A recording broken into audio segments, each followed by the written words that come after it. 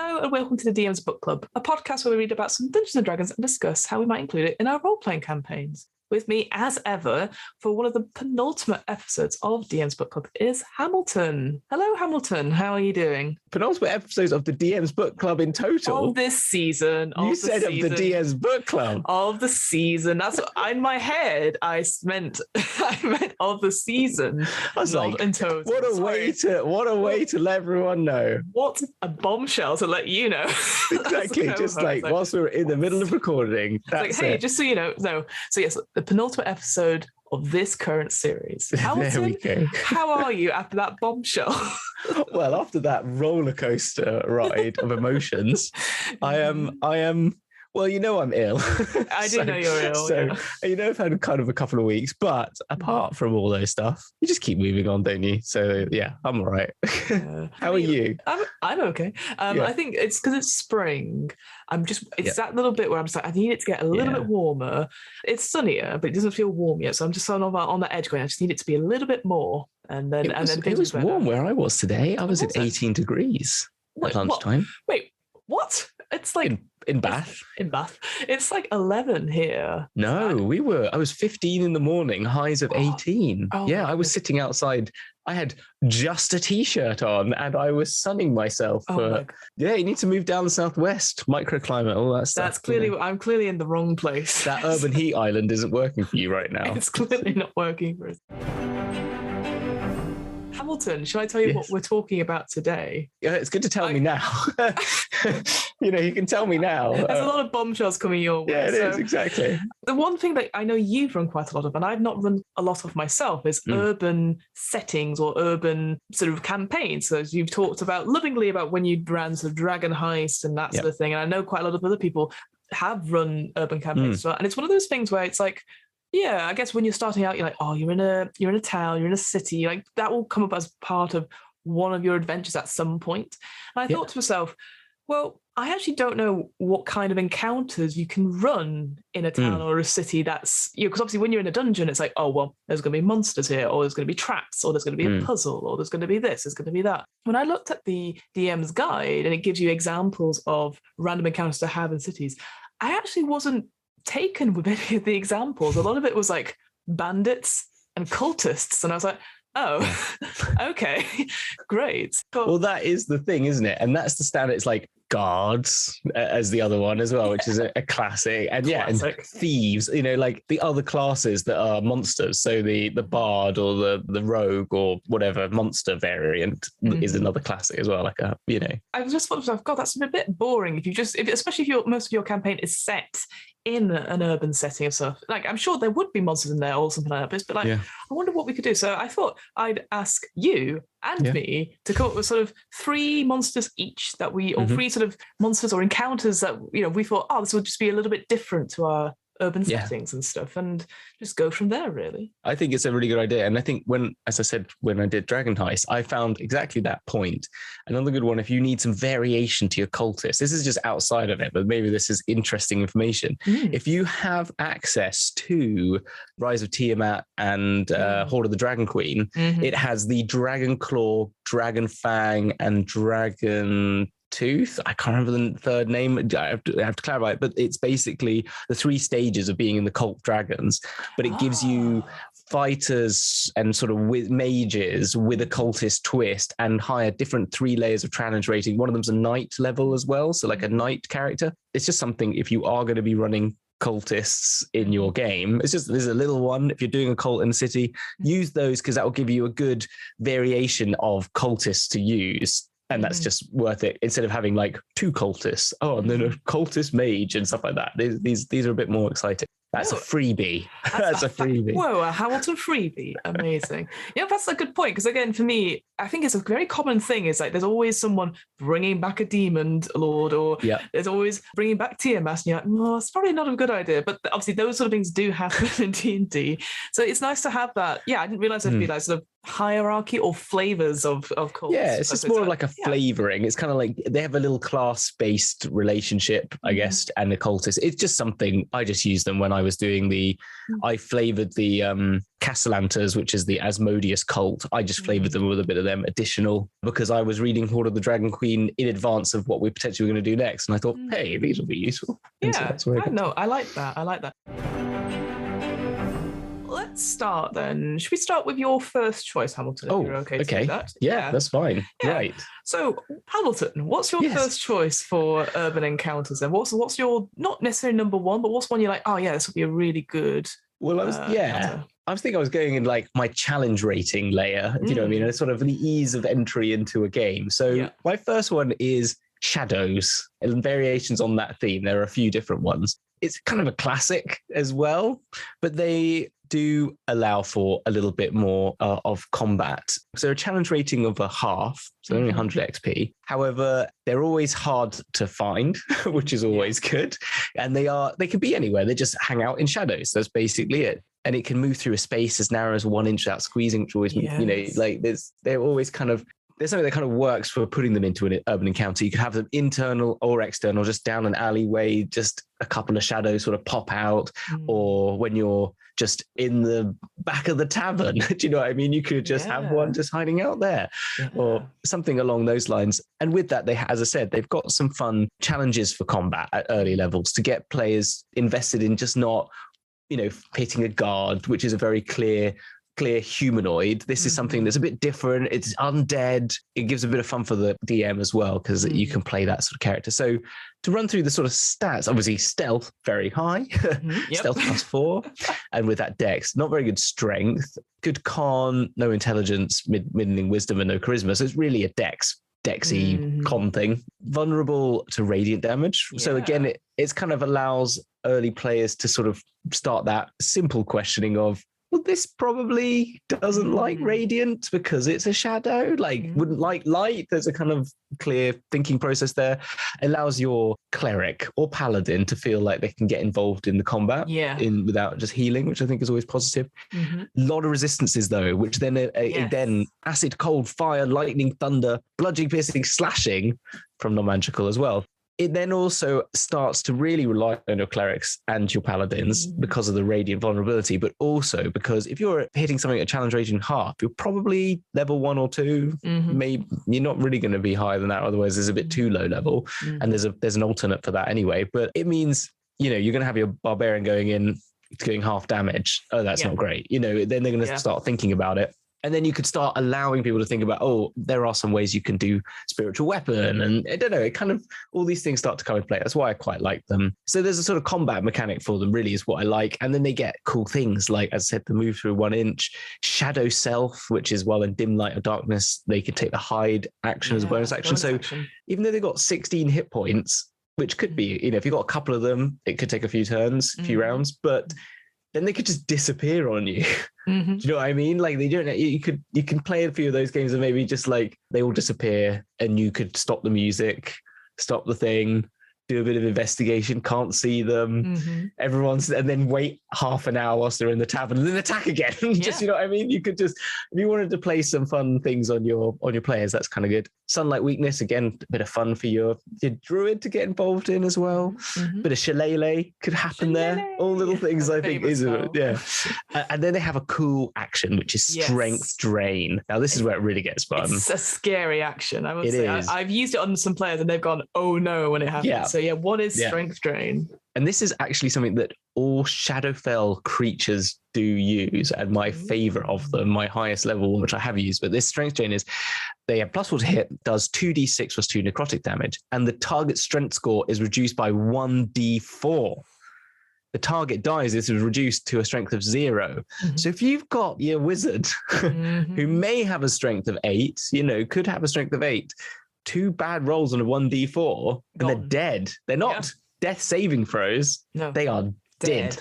Yeah. And I quite like there's this, if they're non-evil and they die from this, a new shadow rises from the corpse 1d4 hours later. Exactly. There's this whole little backstory, which I didn't realize about shadows, about how they reach out and feed on living creatures' vitality. And they're especially drawn to creatures that are untainted by evil. So yes, I love that idea that the paladin and the cleric, they're like, our goodness. But that is actually what they're going to go for attack. So again, it's that idea that if you're playing them, that, oh yeah, they're getting attacked, but if you've got like a whole mob of them, they're all going to go for the clerics and the paladins, all those who are maybe more good aligned perhaps. I love that idea. And this idea as it drains the sort of victim's strength and physical form, the victim's shadow darkens and begins to move of its own volition. And in death, the creature's shadow breaks free and becomes a new undead, as we sort of said. But this is my favorite bit, the thing. So when the creature that has died returns to life somehow, its undead shadow senses a return, but it sort of doesn't have a shadow for, as you know, when it comes back to life. And this undead shadow could sort of seek its parents to sort of vex it or slay it in some way. So pursuing that living counterpart until either the main creature has been destroyed or sort of it's almost like a Peter Pan moment. That sort of idea, like trying to fix your shadow back together because you are not whole without it. And that's kind of that's really cool, isn't it? I like that. Creepy. You could have so much fun with shadows. Like you said, I love the idea that they're sort of in plain sight, that they're underneath a tavern table or something like that. And anyone that sits at this table at the end of the night, they've just discovered that they've died. And you don't know, and they don't know why and all that sort of thing. And it just seems to get more and more, and it just happens to be a certain table. And then they realize underneath it that it's so dark. You're like, it's shadows. It's just draining them whilst they're drinking. Exactly. Yeah, exactly. And that's really cool. I like that. It's a good little mystery, isn't it, for them to go on? I think it would be great as a mystery thing. Like you said, I definitely see this as a low level thing where, everyone who goes down this alleyway, there's so many deaths in this alleyway, we don't know why. And it's just pitch black. And then we realize it's just a alleyway full of darkness and it only happens at night and people going missing and all that sort of thing. You can really add to it. And yeah, of course, the reveal of it, it's shadows straight away, it might not, but again, as on your you as a DM to be really like, there's no weapon damage. They died of fright, but there's no damage on their physically. It's just like, exactly. It's just like this sort of just loss of life, isn't it? Like life drain. And even like 9 points is the average necrotic damage for you. That's going to take out easily a guard in one hit sort of thing, isn't it? So, if you imagine an everyday person, that's what it could do, but really. I love that idea that, if you investigate and you get a high enough investigation, you realize this body doesn't have a shadow. You know what though? Is it because it would create new shadows after like a few hours? It's like they were all living in like the basement or something like that. It's got like this group of all the shadows remain of all these bodies or something like that. You could have a whole group of like 30, 40 or whatever, and people just don't go out at night because there's this, I don't know, gangs of shadows that are draining people. But nobody knows because you can't see them. So no. I love that as an idea. And I think it's such a great one. Like you said, like an introductory counter. It's a mystery and it's not a straightforward answer. And it might be very simple, but actually, this is a brilliant idea. So no, a really good first choice, Hamilton. I was like, tick when I saw that. So good job. Oh, I'm glad you liked it. And then if you want to then up the challenge rating, there's the Shadow Assassin, basically is the sort of the easy one to go to from that. As it says, a Shadow Assassin looks like a shadow that wields short swords, also made of shadow, which is kind of like, it exists only to slay the living. Okay. Positive then. Happy people. This is more of a challenge rating 9. So you've got 78 hit points average sort of thing. So armor class 14. So similar things, high dex, high con. It's got a bit more intelligence, wisdom, and it's got a high charisma. So this is sort of, it's got no strength, but it's still got more. It's got the same properties of Amorphous going to shadow stealth and the sunlight weaknesses, same vulnerabilities and resistances.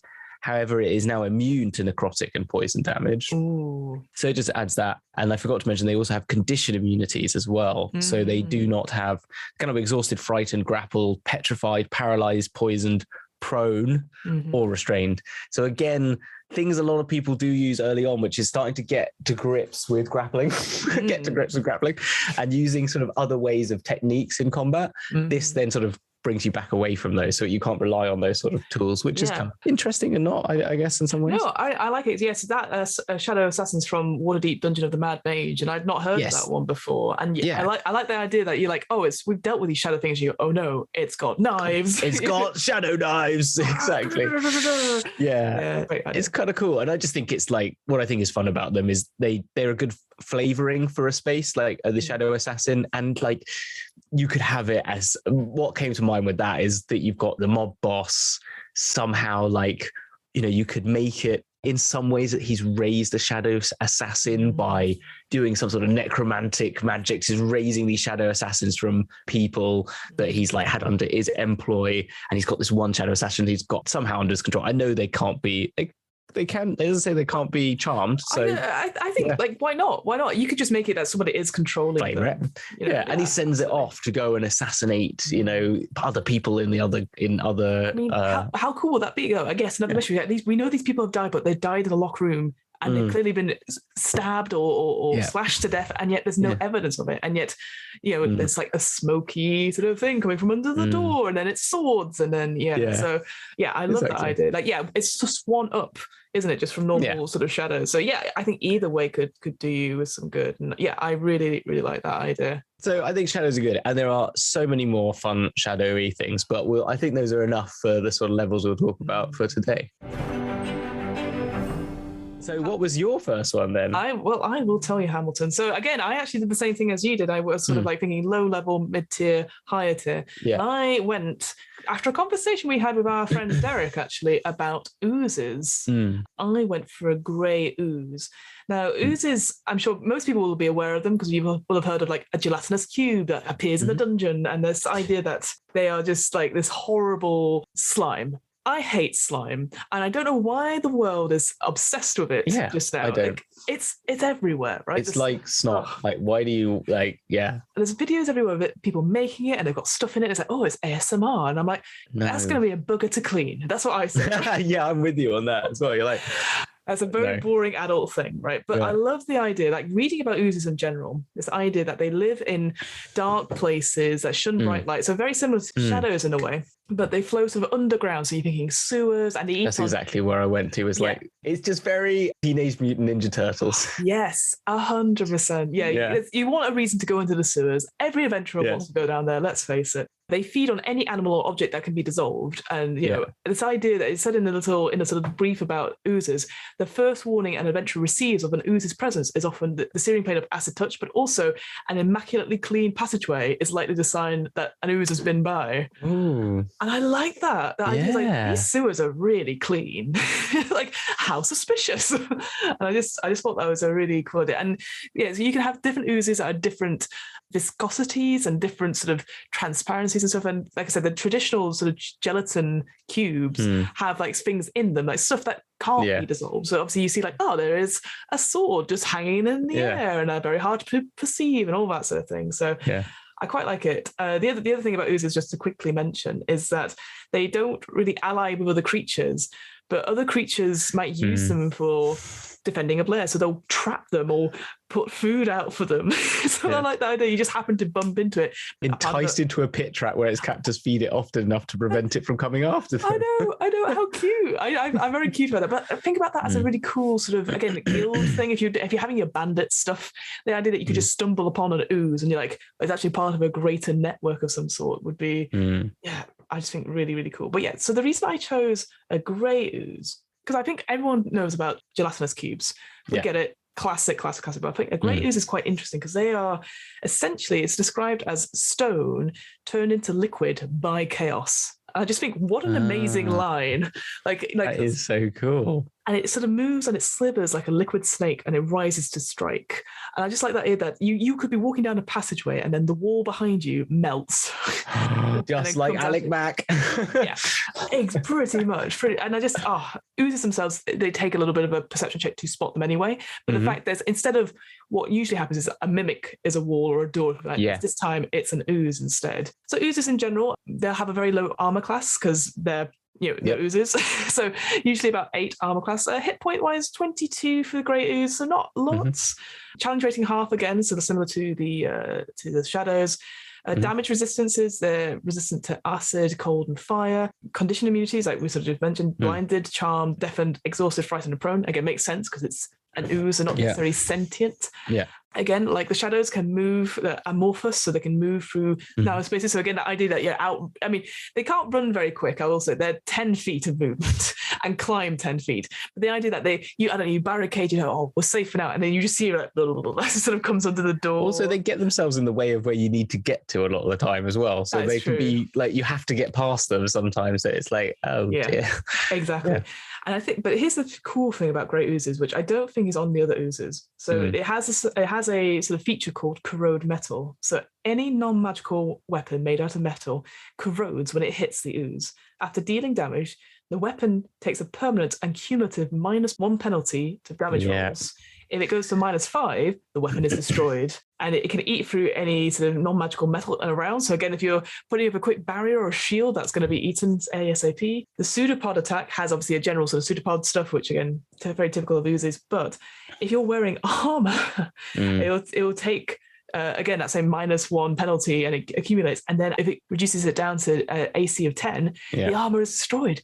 Yeah. Oh my God, scary. I think that's actually quite scary if you're... Black puddings do that as well, because I've used them before, and they do exactly so. They have a corrosive form. Again, it's that sort of thing where you go, also, okay, so that's -1, so keep a note of that, and not telling them what the threshold is. So again, like you said, like you can have the barbarian or the paladin rushing in, trying to do all this thing, and it just eats away. I had that happen to one. We had it in my Dragon Heist, the game that we're in, this penultimate, we still need to do this, like the ending.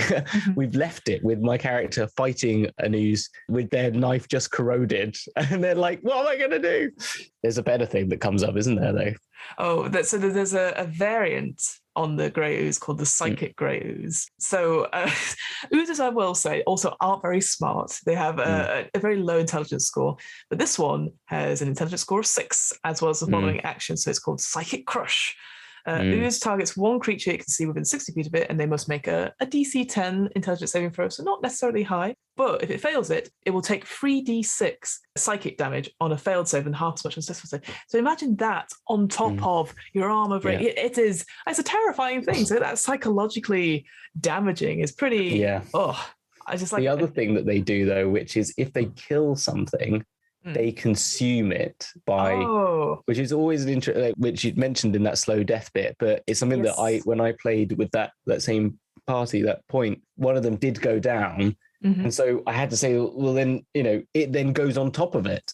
It literally consumes the body. So that's its first thing to do. Also, black puddings can split, which is even more evil. But this, and so then what you've then got to do is if you've got your party member down, in a couple of turns' time, it's going to take damage immediately because of the corrosive form. And you're just like, crap, we've got to get in there and do something, but you're going to have to sacrifice your armor or whatever to get in there. And it makes it's really terrifying. It's a good little, I think mini boss, or like I said, if you're beating people up before meeting, say, the bandit captain or any of those things, so that they're already down their hit points, down on weapons, and then suddenly round the corner, who goes there? And you're like, oh no, it's bloody bandits. We're not prepared because you've been onslaughted by an ooze or something. But I will say that, yes, like you said, so black puddings and gelatinous cubes, they split depending on what you do. Grey oozes do not. I think because they're trying to combat, maybe for this one, the sort of psychicness and the sort of acid stuff. So but so I think, to be honest, any combination of oozes would be amazing for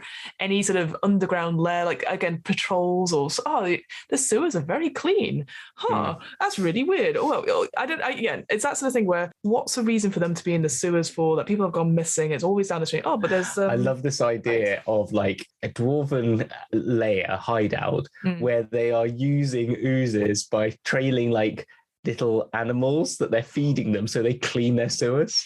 So they're using like mini oozes as a cleaning product, but they do it by like dropping little bits of food, little mouse there, and it follows along, cleans the whole sewer out, and they do that like once a year or something like that. Big spring clean with the oozes. We lose a dwarf or two, but it's part of the payment. It's all fine. It's all part of the benefit of this cleaner sewer. I love that idea. That is like the spring clean of oozes. I think that's what a cracking or like the title. City actually does it as that's a job people do to clean the oozes. Ooh. So you're an ooze, you're a sewer cleaner, and you're like, and you'd say, so your everyday party, like, oh, what does that mean? You're like, oh, so you just go down there and clean the sewer? No. I have to train these oozes to follow me and clean the sewer behind me. And that, that's an interesting thing. So we've gone into this thinking, urban encounters, like stuff to fight for. But I love the idea that it's just a generic part of your urban city life. Is that, here's the sewer cleaners with the team of oozes, and it's not a danger at all. It's just an everyday thing, but it's very different to your adventures. That sort of thing. Going, these are monsters. Yeah. What are you doing? That's our workforce. Don't mess you're with in them. there and you start getting attacked by these oozes because you just come at the wrong time. And then, you got the people come around you. What are you doing? I'm going to report you to head office. Exactly. The guards take you away for attacking the government property. For breaking our equipment. Yeah, exactly.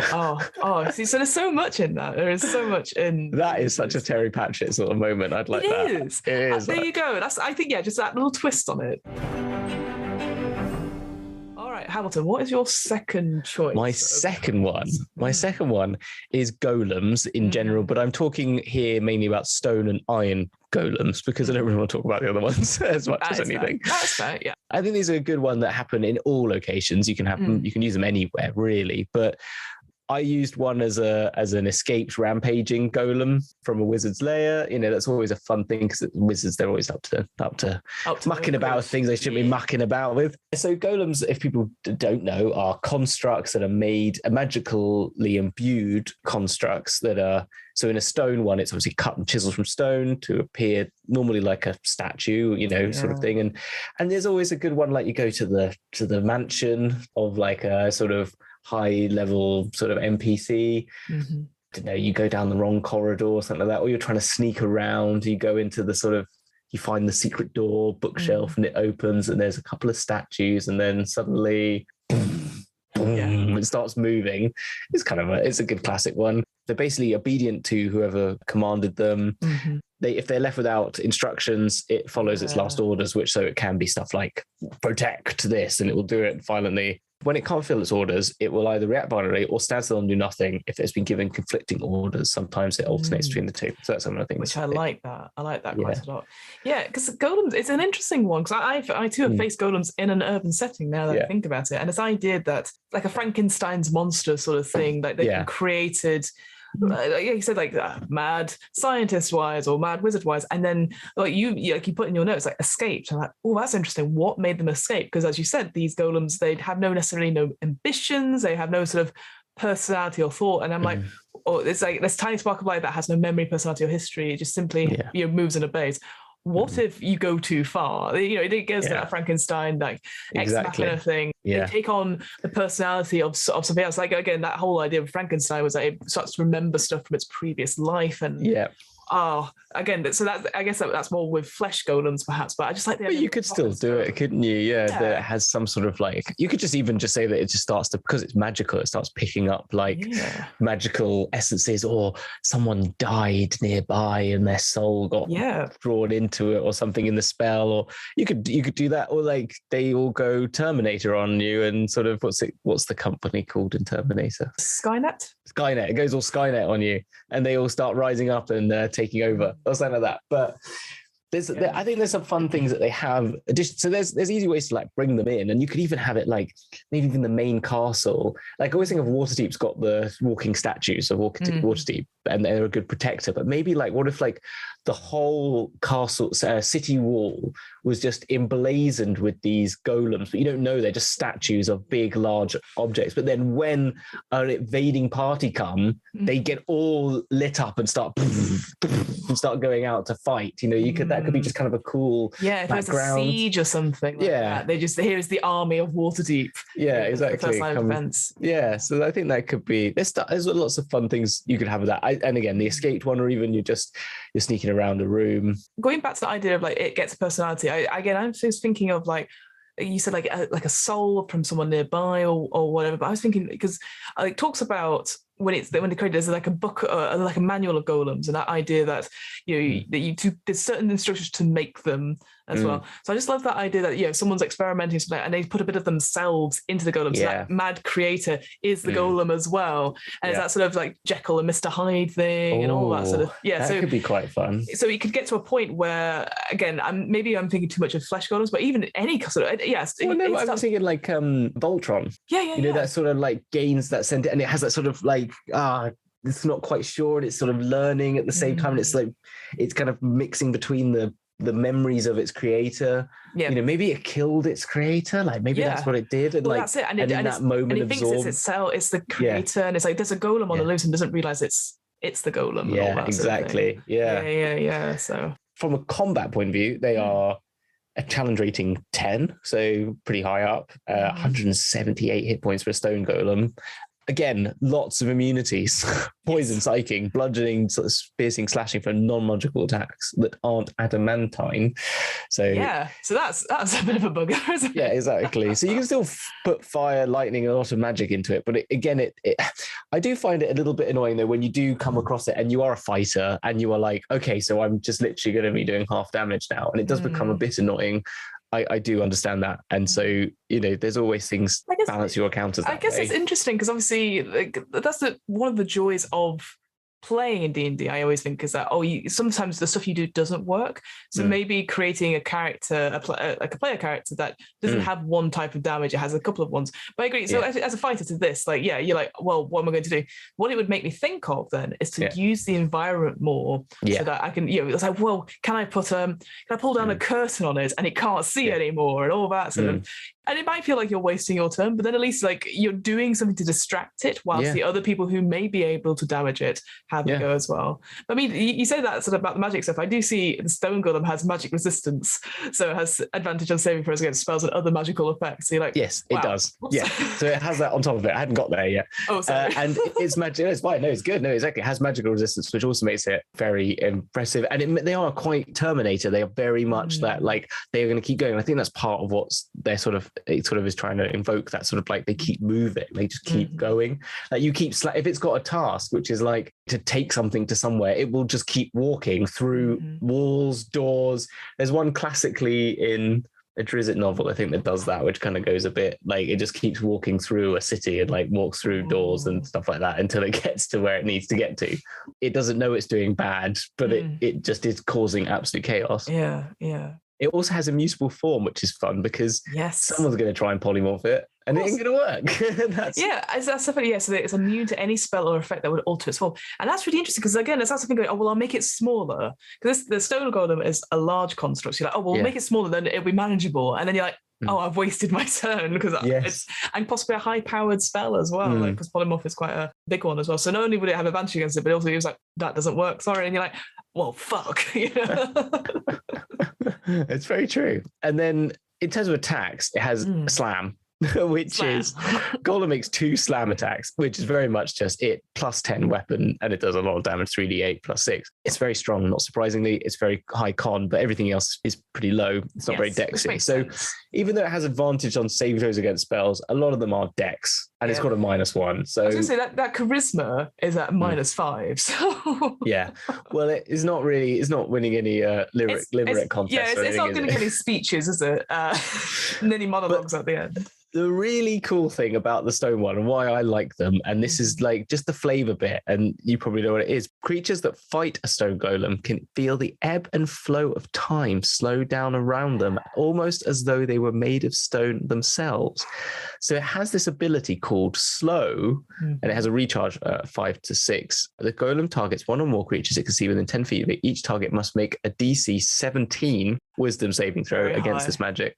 On a fail, the target can't use reactions, its speed is halved, and can't make more than 1 attack on its turn. In addition, the target can take either an action or a bonus action, not both, and these effects last for 1 minute. A target repeats saving throw at the end of each of its turn. So I think that is such a cool sort of like bit of flavor that someone's really just thought outside the box on what they are. These sort of hulking, they move at 30 feet, so they're not exactly slow themselves, but this sort of like, for something that's large, that is quite slow for its kind of comparable size, it's going to be, and then you think, run away, and it just goes, and you go, oh no, I'm not running away. and so I kind of like that. It's really good. It kind of does that sort of horror trope of the evil thing walking towards you, and you seem to be running away but never getting far enough away. I love that. Yeah, it's a proper horror thing. And I mean, like, compared to the other ones, like the Flesh Golem doesn't really have anything like that. Iron one has poison breath, which does a lot of damage. No, I mean, but it doesn't really have it doesn't feel very of it, does it? Really? And the clay golem has the opposite, which is haste, so it hastes itself. Yes. Okay, but there is something very cool about a stone golem where it's just gonna punch you, and you're just gonna go like the Spider-Man being punched out by Doctor Strange out of the thing. Like that is. I haven't seen the new Spider-Man. It's in the trailer. It's fine. Okay, I just can't remember. It's fine. It's in the trailer. Don't worry. You haven't spoiled it. It's fine. No. But I do think that is the coolest additional power. Obviously, there's so many we've discovered as researching for this episode. There's loads of different kinds of golems. These ones are the ones we can find in the monster manual, and I think that this is the coolest special power. Is the slow one for the stone golem. 100%. Yeah, I think stone golem is my favorite, and it did most, and just because of that. As I said, that very flavored bit. I think I put the iron golem in just to talk. When I was saying to you, like the only other one I was going to talk about because of that same point. I was only going to say I like the fire absorption. So iron golems, which are very much the same, but they're obviously made out of heavy metal. They have all the same sort of things, the immutable form and everything like that. They are a higher challenge rating though because they've got level higher 16, level 16 and stuff. So with the fire absorption, when a golem is subject to fire damage, it takes no damage and regains a number of hit points equal to the fire damage dealt, which is just going to annoy you, isn't it? It's just gonna fireball like right at the end. You're like no one's done a fire damage, and you're like, it's looking pretty bad. Okay, guys, I got this. I got fireball. Okay, fireball. You do how much damage? I do. I'm gonna level it up. I'm gonna level it up a few levels. Okay, I'm gonna do this. Okay, cool. It opens up its mouth and sucks in your fireball, and you see that it heals itself. You what? I love that. Yeah, and I know like the flesh golem has it for lightning, and the clay one has it for acid. But I feel like lightning and acid, they don't get used that much. Fire always happens. Yes, there's always a firebolt. There's always a fireball because everyone loves them. And then you're like, try this one out for size. I think it's just so funny because people will think, it's probably going to do half the amount of damage, so I should probably level it up so it does more damage. Do you know, because it's fire. It's so evil, but it's fun. It's such a sneaky little thing, and I love it. Just because then you're like, oh fuck, you see it on the player's face, and it's that sort of thing where you can't rely on these spells. You got to shake it up. Exactly. So what was your second one then? My second one, I went for an Oni. Now, this was on one of the tables for the Monster Manual Urban Encounters thing, and I was like, what is an Oni? I'd always heard the name, and then I saw a picture of one, and I was like, that's horrible. They are like a large, giant sort of creature, and there's sort of nursery rhymes told about them as these sort of bogeymen that haunt the nightmares of children and adults alike. They are real and always very hungry. And then there's a line in the book, and it just says, they find human babies especially delicious. And I'm like, who's written that line? Because that's awful. So they look like demonic sort of ogres with blue or green skin, like dark hair, and a pair of sort of little horns protruding from their foreheads. They sort of hide their true form in the day, pretending to be somebody else. So a bit like hags in a way, like they disguise themselves, and they can change their size and appearance and just appear like pretend to be travelers or woodcutters or like, hello, I'm just your friendly neighborhood fireman, even though I don't know if they have those in things. But then through this form, they take stock of the town and like, which one should I go for? Which person should I eat?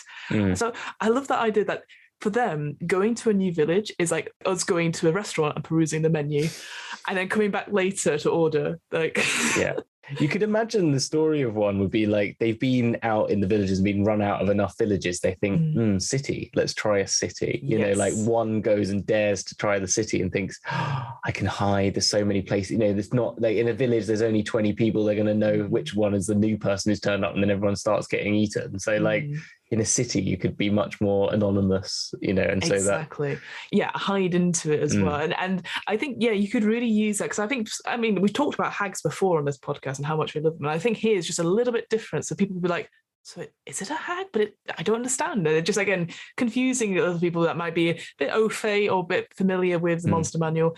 One thing I do love, and this is kind of the reason why I picked them, is that they will join up with other evil creatures if doing so is lucrative towards them and provides sort of a defended home. So again, I love that idea that they are sort of the medium minion, that sort of person, they sort of the second in command that you deal with, but there's something worse happening behind them. So they love magic, so they will work for evil wizards and hags in exchange for magic items as well. So again, if you're going for a little bit higher than mid-tier, having a fight with an Oni, which has a couple of minions, but also has magic items, that's going to be... Oh, that's going to be scary. But the other thing, right, and this is the thing that got me, so looking at the stats, you're like, okay, AC 16, decent size, it's 110 hit points for average. And then it goes, it can fly as well. Does it say that anywhere else in the stat block? No, it doesn't. It's like, why can it fly? It can fly. Oh my God. So this idea, again, this creature, so it starts to transform and then starts going towards you almost sort of like, I can't remember what there's various horror films where the ghost comes running at you with the legs sort of trailing along the floor. Yeah, exactly. It's always a freaky move, isn't it? Innate spell casting, so they can, at will. They've got stuff like Cone of Cold, Gaseous Warmth, Sleep. So again, buying into that dream-like thing. The Oni's weapons are magical. Regeneration. Now, regeneration is a bugger. And this one, compared to other regenerations I've seen, it just regains 10 hit points at the start of its turn if it has at least 1 hit point. Yeah, I know. So it's not if you get hit by any particular attack, it stops. Happens all the time. Yeah. That's a bugger. That is a bugger, because it just takes 10 hit points off any of the action economy, which is really difficult. I think the at-will invisibility and darkness is also kind of just like... in an urban environment makes a lot of sense. It's just like, it just goes when it feels, it can just go hide, regenerate, come back. It can just cause darkness, which is always like magical darkness. It then gets rid of all your dark visioners as well. So then you can start putting your characters in trying to have to deal with like sense perceptions, like making hearing senses and trying to make sure they're trying to find it. There's a lot of good fun stuff there, really, to us. Surprisingly low decks, I always felt, but that's the only thing. I think that's fair as well. I think the cool thing, though, again, depending on how you play it, so maybe you're that sort of person, like your adventurers have been attracted to find the big evil boss, and the Oni has sort of been like one of those betrayer NPCs that it goes with the party, and then halfway through the fight, they transform. So in that action bit of the stats, it has a multi-attack, so you can either do it with its claws or its glaive, but the claws only come out in Oni form. So it has this ability to shape change. And when it's shape changed, it can use its claws, or the glaive itself becomes bigger and gives more damage. So I love that idea that you're fighting, like, come on, Graham, you must help us. And the Graham sort of turns to you a horrible evil smile, goes, no, and then like hulks out essentially. You're like, what the fuck? Graham was an Oni this whole time? I would quite like the idea of making a playable character that could turn into an Oni. That would be kind of cool, though, right? Yeah, it feels very Hulk-like, doesn't it? It feels very like, you don't want to meet me when I'm angry and all that sort of things. So an Oni, I thought I'd go for, again, something different. And I think something that I haven't really seen much in D&D in general. So I'm like, oh, this is quite cool. And I love a good giant. I will say that. I love giants. And it's a giant, so who doesn't? Who doesn't? Hamilton, home stretch. What is your final sort of monster entry you're going for this? So encounters? This one's a complicated one. So it is an Arcanaloth. Arcanaloth, yes. Yes. Now, actually, I don't even know where you find these. Do you find these in the Monster Manual? They are in the Monster Manual. They are in the Monster Manual. 313. Wow. You got it open or something like that? No, I looked it up beforehand because I'm okay. Good. Well done. See, because I'm all D&D Beyond, so I have no idea where things are anymore. Well, here's a fun fact: if you click on the stat block itself, it tells you right at the bottom of the page which book it is and what page it's on. It does. Yeah, it actually does. Probably did know that actually, but I only remembered it when we were preparing for this. So that's the only reason. I look cool, but it is on D&D Beyond. So. It does say that. They all say that. They do. Right. Here we are. Anyway, Arcanaloth. Yes. They are, so a Yugoloth. Now, Yugoloths are the neutral evil from the grey wastes and the sort of evil planes of existence that are a funky lot. They include they're quite a ranging lot of like sort of evil, like kind of creatures, I guess, evil, if you know what I mean, the terms of from evil planes. But they range quite a lot in character. But the Arcanaloths are sort of jackal-headed foxes. I always look at foxy people, basically. Yeah. They're like fox humanoids. Yeah. Always like, they look really kind of kind of cool. The photo they've got of them is they've got those little pince-nez sort of. Yeah, the little glasses on, and they look like an NPC put in like Animals from Farthing Wood one shot. Exactly, Actually, I know. I wouldn't, because they're bloody evil. Yeah, they're not there. They're kind of just they're quite well. They're very sly, as they say. They employ magic to take any humanoid form, so they can do that as well. So they can change themselves into anything, and they do so to gain the trust of creatures whom they negotiate, replacing jackal snarls with winsome smiles. They always appear well groomed, clothing itself in fine robes, highly intelligent spellcasters who hunger for knowledge and power. So they command units of lesser. So there's always these evil races of the sort of old monsters of the demons and the Ugalos, and there's always a hierarchy, isn't there? They command these lesser Ugalos and maintain contracts, records, and accounts of their kind. So the things that they try to do, two things that they're in the sort of wiki information you find about them. They're the main negotiators in the blood war between the demons and the devils. So they're kind of used for that.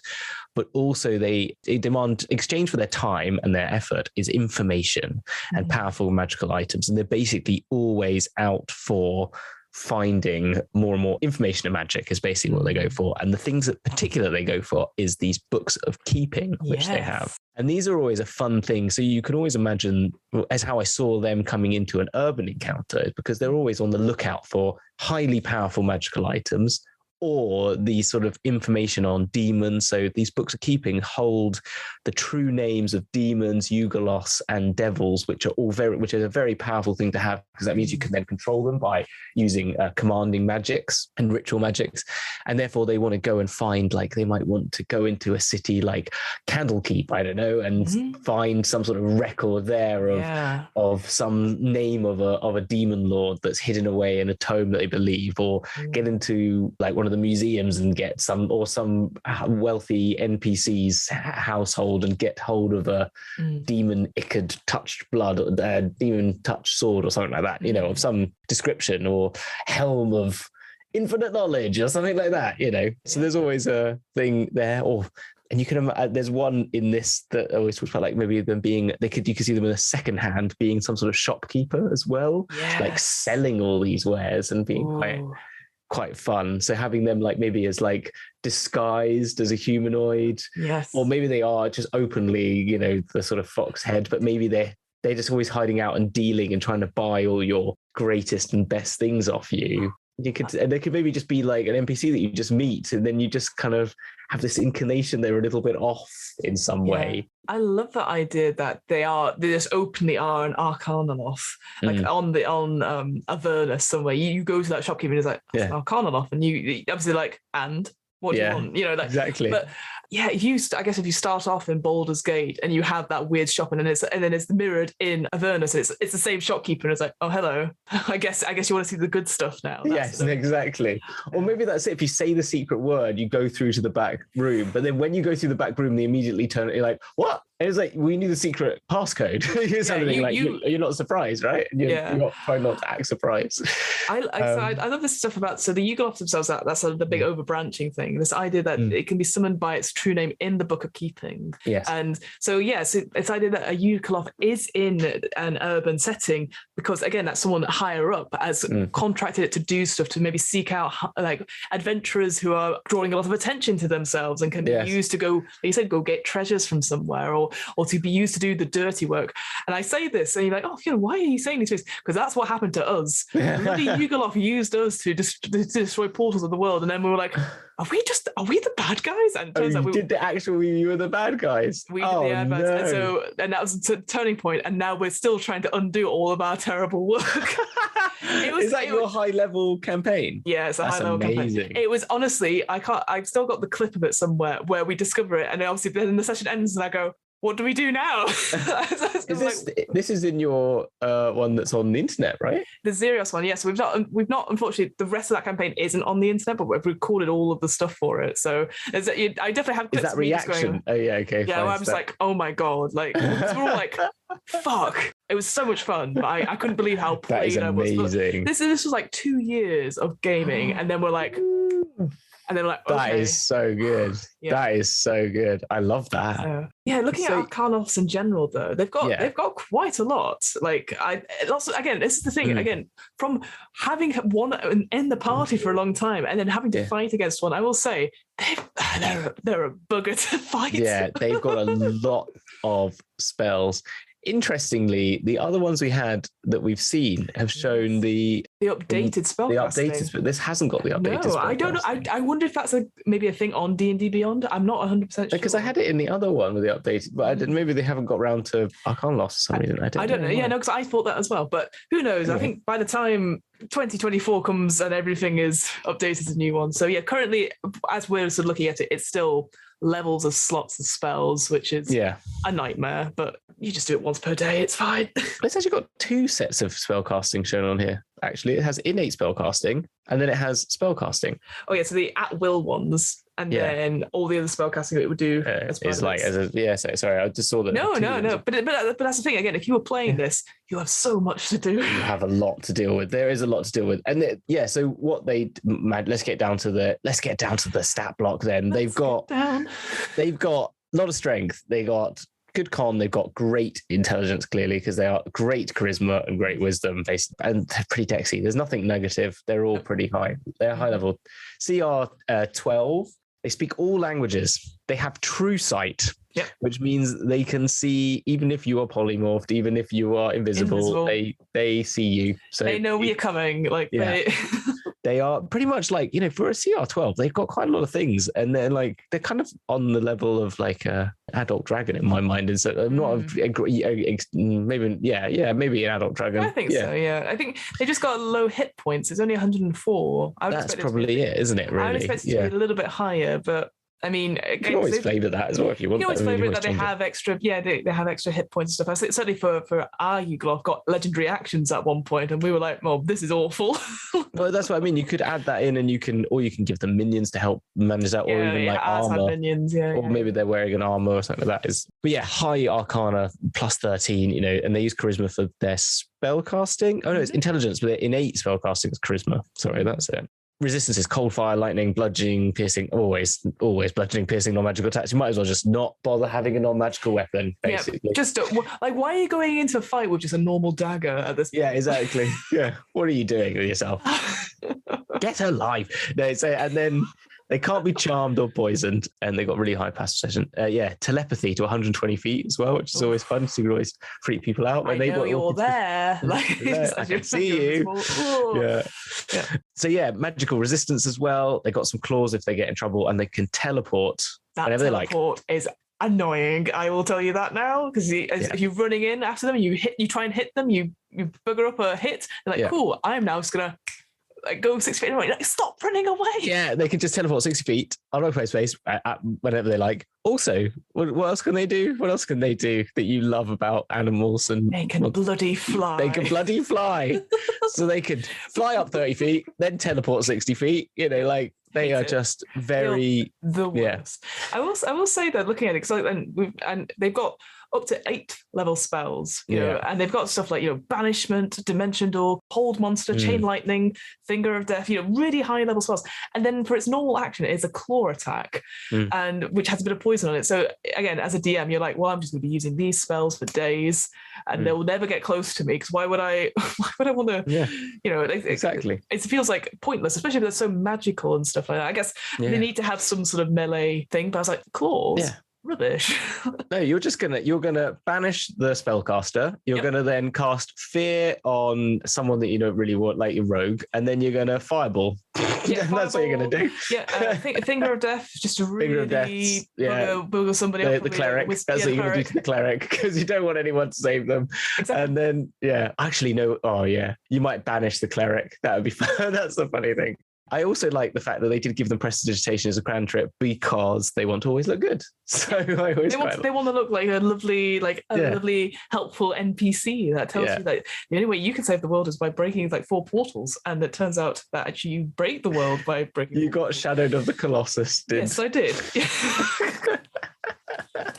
But I think this is the thing. I think they are very cool, and it's a cool way to get that sort of demon flavors into things if you didn't really want to go all the way to Avernus. Like, let's face it, like we've talked about it before in this podcast, but the Blood War and the war against angels and demons and devils, it's a big undercurrent thing. Yeah, you feel like it's a lot of knowledge, perhaps, and a lot of things going on, and you're like, I don't want to send them after stuff. Something like this, like you said, having as a friendly shopkeeper or someone that is a rival or you know, and it's just like you said, a little bit off, a little bit not on the board, and you don't know why.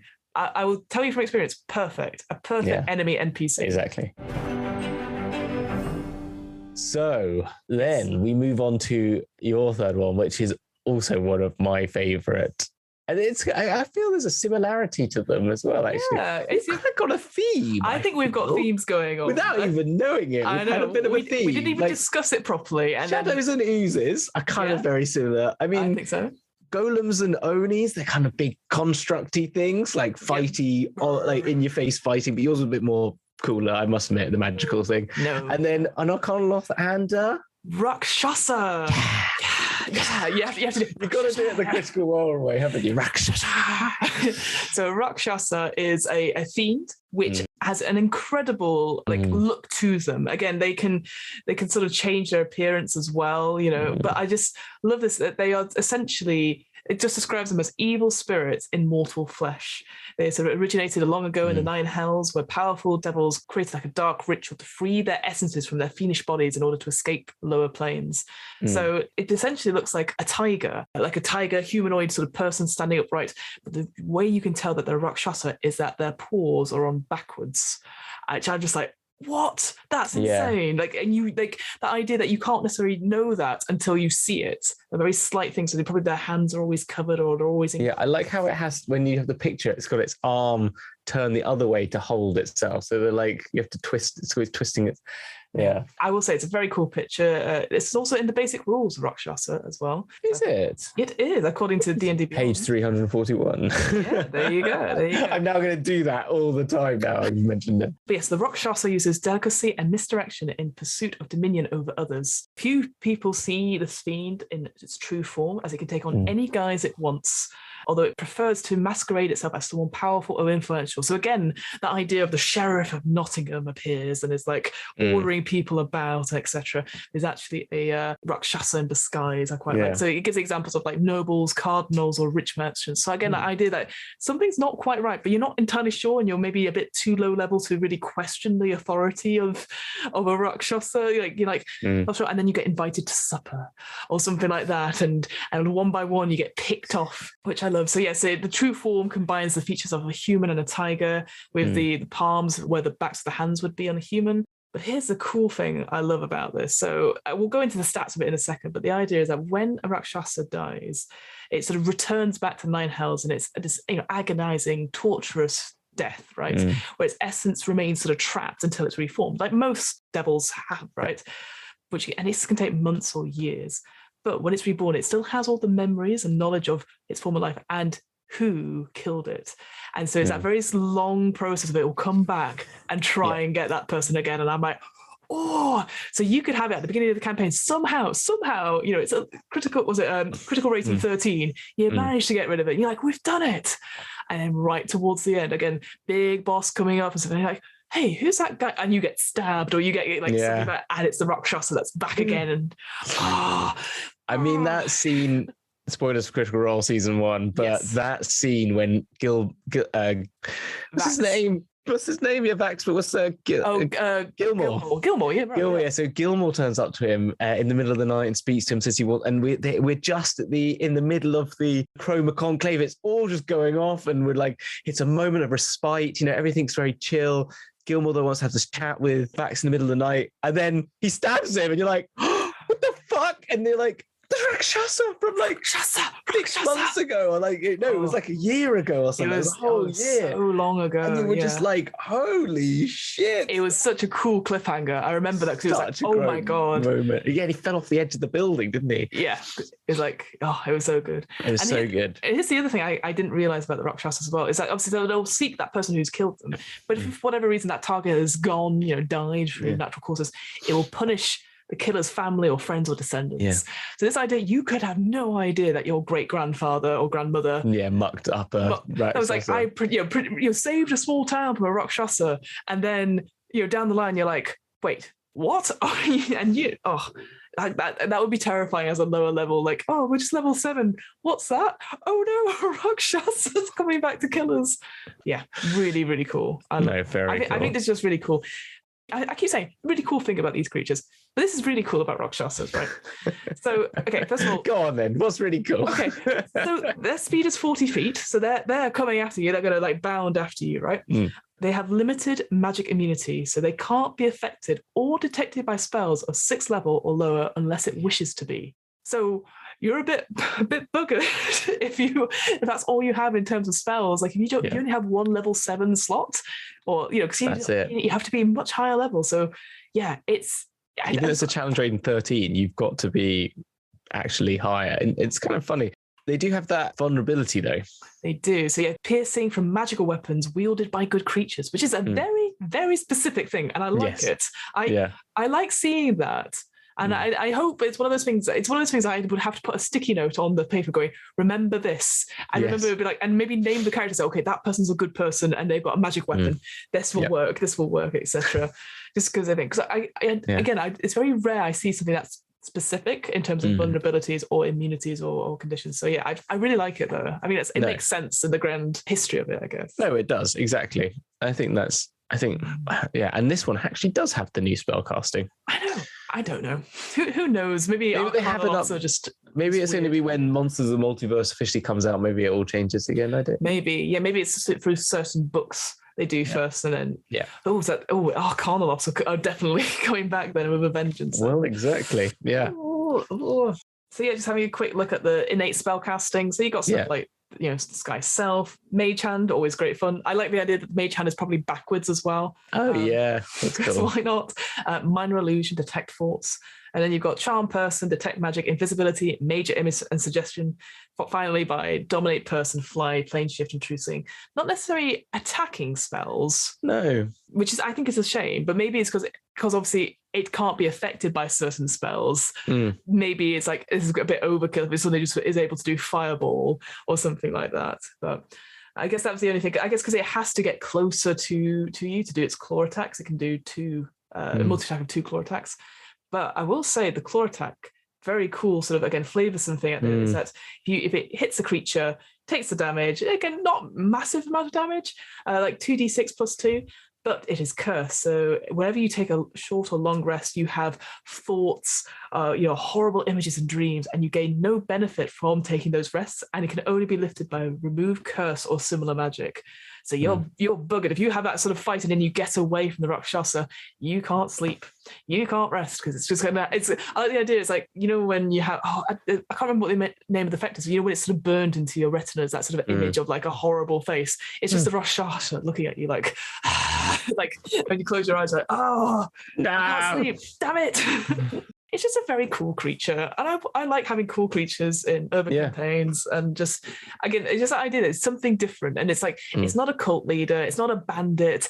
It is a creature that is out for itself, pretending and masquerading and manipulating people of the town in some things. I love the idea that this Rakshasa is a member of the council and is being a dick about like local planning and like infrastructure, and that's how they get their joy, is just like messing people there. And then somebody like wounds it in the sense of like, we're not putting through your motion. It's like, you will rue this day you don't put through my motion. It's haunted. Jackie, what's her name from Jackie Weaver? Jackie Weaver, you have no authority here. Oh my God, that would be Jackie amazing. Weaver is a Rakshasa. We've proven it. No, canon. That'd be amazing because she could just remove people. Oh, we've done it. I think that's NPC Jackie Weaver, which is a very niche UK reference from a year ago. But I'm having that. That is what a good one. Well, Hamilton, we have done 6 kinds of creatures for these urban characters. I think they're all, I say this all the time, I think they're all brilliant. They're all brilliant, exactly. But it's nice to look at things that are just a little bit different and just change up urban cities that aren't just, we're being mugged, or there's a break-in, or there's a robbery, or it's a cult again.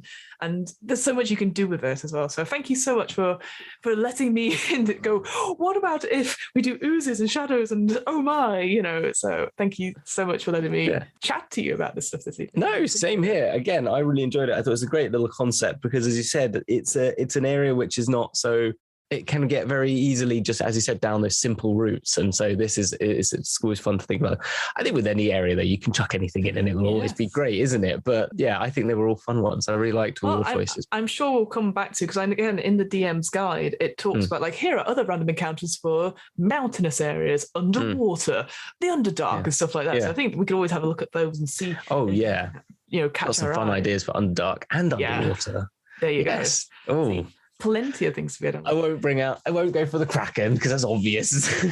Hamilton, is there anything you'd like to plug? Anything that's happened with you? Anything that you'd recommend, I guess? Anything I'd recommend? Oh, that's interesting. Yeah, any books, any TV shows, any music? Because I know you're into music. Gosh, yes. There you go. You know what I have been watching recently? Because I've been ill, so I've been watching things. Yeah. I started watching Severance, which is the new program on Apple TV Plus, which, if you are a fan of the Stanley Parable games, which is a good Half-Life mod turned into a proper game, and you like that sort of an Office Space, the movie Office Space, and what's the other movie that reminded me? Well, anyway, psychological thrillers with a slightly futuristic, high concept sort of ideas behind them, like Inception, I guess, is a more, those sort of things. This is really good. I'm really enjoying it. Have you watched it? I haven't. I've seen the trailer for it though, and I was like, good. Oh, it's up my street. I think you'll really enjoy it. It's got really good, just underlying horror, but it's that sort of dystopian 1984 in a little bit sort of way. It's good. And it's Ben from Parks and Rec. I know. It's Adam Scott. You're like, oh my God, he's now, what is going on? Is anything podcast wise happening with you, or any well, we've been off for a few weeks because I've been ill. We are back podcast wise. I don't know when this will be going out, but in the feed, our podcast feed, Dragon's Duel, we basically got to episode 8 of the Shattered Realm, and the party, it should have happened, have jumped into the Feywild, and I hopefully have done my little post-credit scene that then explains that we're going on a little break as you find out what's been happening with the other half of our party characters. And so there'll be a few weeks of the darkest timeline in the podcast feeds, and then something will happen at the end of that where when something will happen, and we'll find what happened to the other lot again. Ish, without explaining and giving too much away. Yeah, not giving too much away. No, absolutely. But but that we're in the sort of, we've got halfway into the story, I'd say. So we're sort of, so we'll find out. Yeah, it's into fantastic. And can you find that on any podcast? You can find that where you find all good podcasts. Yeah, all of them. Yeah. What about where? Where? Who? Where? Oh. That's my new thing I'm doing now. I'm sorry. Where? No, I should. Because otherwise I'm just like, it's going very well. So what am I rolling? It's a twice monthly RPG one-shot podcast. Who, what, where? It's doing very well. Long Haul 1983 should be coming out this week. Yes, I was waiting for this. It's the one you keep telling me about. I keep telling you about. It's just because it's one of those things, because the previous Mars Colony was actually 4 episodes instead of 2. Those have been very, very long, but that was also great fun. I just finished editing our Numenera. How did you find that? I love Numenera. I've got to read it. I still got yet to read it. Yeah, so the Cypher system in general is phenomenal, actually. I think it's one of the best systems at Monty Cook. D20. So yeah. Is it 20? Okay. Yeah, so I won't go into too much detail for the podcast, but essentially you pick a number between 1 and 10, and that will be the difficulty, and then you will roll a D20 and you have to get over it. So say, for example, the difficulty is 3, times that by 3 is 9, you've got to get over a 9 to succeed. And you have 3 different pools, and you can put points from your pools to make difficulty come down. You might have skills and all that sort of thing. Sounds a little bit complex when I say it like that, but it was really fun. And Numenera itself is a great setting. It's very sci-fi. This idea, it's the 9th version of Earth. And this Numenera is all magical items and little bits and pieces that's just been left here. Were you DMing or were you playing in this one? I was playing in this one. So that's why you were saying yes. So someone else is DMing it. So Rob from the Realms of Fire podcast, who's been on a few times, was DMing it for us. So that's now finally edited, and so hopefully get that up ASAP. And I'm sure there's other solo RPGs and one shots and all that stuff in the bag. Essentially, it's just needs to be either recorded or edited or both. So getting there. In terms of recommending like a show or something that I've done recently, I've been watching Alien on Disney Plus. The movies. Yes. You know what? The last 20 minutes of Alien and Aliens, I think, are the best thing I've ever seen. Like, certainly Aliens, I know, is all that is more actiony and stuff like that. And you have obviously Ripley versus the alien queen. Yeah. But that last 20 minutes, you're like, holy shit, like the action, it's all very tight. And, get away from her, you bitch. And like, It's so good. I'm not a massive horror fan, but the Aliens movies I loved. And literally from too young an age, I had them on VHS when I was probably about 8. I think I watched them the first time. My mum was terrible at that. She just let me watch things like that. But like, it was kind of, I loved those movies. I think they are. First one is just incredible. Both, and this is the thing, because I know people are always like, "Oh, which one do you prefer?" And I think they're just two separate films. Oh yeah, like you can't compare, because it's the first one's very slow and builds up methodically and stuff, and it just has all the horrible scariness. And then the second one's like, "The Marines are here, game over, man, game over. They're coming out of the goddamn walls," And it's just I love that idea that there's like bravado and like and then they go because they're being destroyed, and just so cool. So I've been doing that. Because I've been reading up on the Aliens RPG. And then finally, I know we're so close to finishing. I know we do have an offer code. It's from Third Space Gaming. You take 10% off your first order if you type into DMBC into checkout. Do that. I was waiting. We're doing this podcast only, so this is only for us. Only for us, and I appreciate it. Type in DMBC into checkout, get 10% off your first order. Maybe, I don't know, you see if there's a pre-order for the new book coming out, the Radio Citadel? Journeys Through the Radiant Citadel, I think that's what it's called.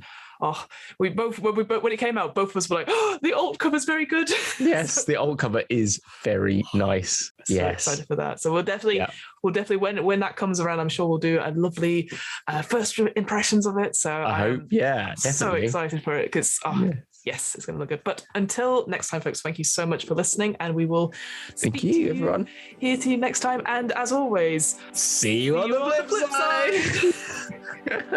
Take care. Bye.